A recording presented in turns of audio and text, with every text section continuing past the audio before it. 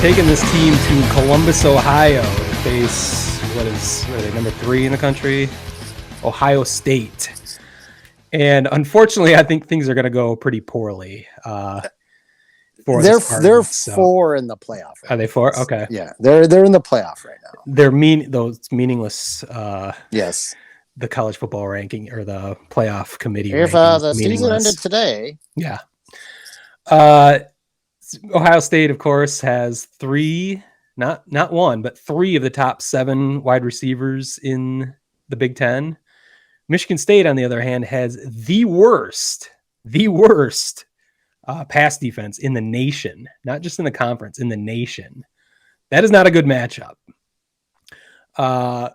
But we have seen in the history of this rivalry, Michigan State has pulled off the massive upsets in Columbus, actually. As recently as 2015, under Mark D'Antonio, they eked out a final second field goal win over then number 2, I believe, Ohio State, in a rainy rock fight.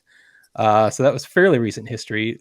Further back, you may or may not remember this, but in 1998, a heavily favored Ohio State team lost to my Spartans.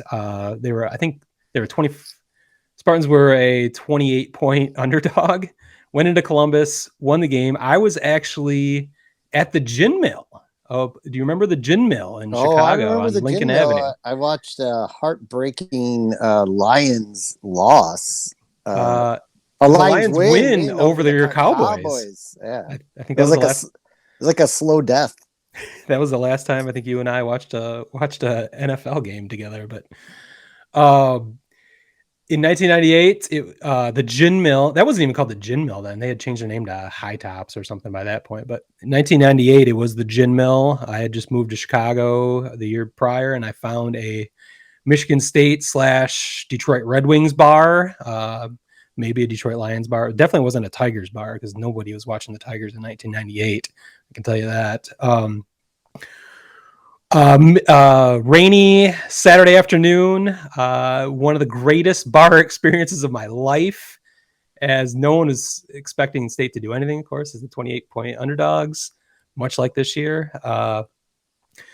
Went into Columbus, hung tough with them, and actually just beat the shit out of them by the end of the game. The defense really stepped up. I don't remember any of the players' names, but it's the first time in my life, I don't know if you've ever experienced, but somebody bought the bar a round of drinks after that game. It was such a raucous, fun atmosphere. Just incredible. Have you ever been bought drinks? I don't recall. The Gin Mill's not a big place, but there was probably a couple hundred people there. So whoever fit the bill was a high roller. So I appreciate that. Got that memory for the rest of my life. So those are about the only things I can look to possibly think that the Spartans might win this weekend. It is just a terrible matchup. So I'm not expecting much, but